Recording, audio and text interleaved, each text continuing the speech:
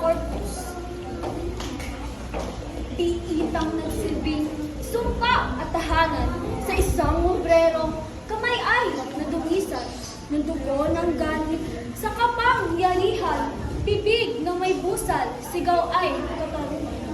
Kuwento ng lukhang lumuwas sa Maynila, dala ay pangarap, maibsan ang dusa.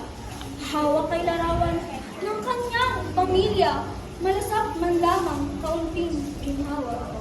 Ngunit dahil kupos sa pinag-aralan, inabuso ng lilot, pinagkakitaan, alilaing kanin sa pinagbaguran, dinaya ang aping, pawis ang puhunan.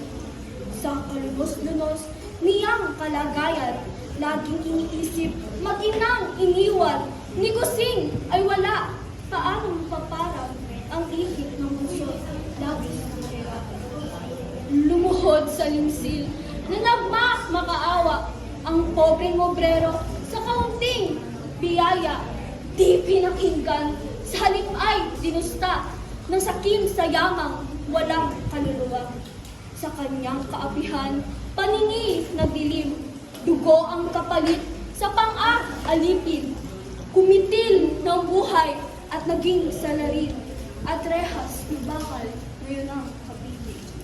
Katarungang panipunay, ating ipaglaban, iwasto ang timbangan ng ating lipunan. Karapat at hustisya ng nasa laylayan, ibigay ng tama, tayo'y manindigan.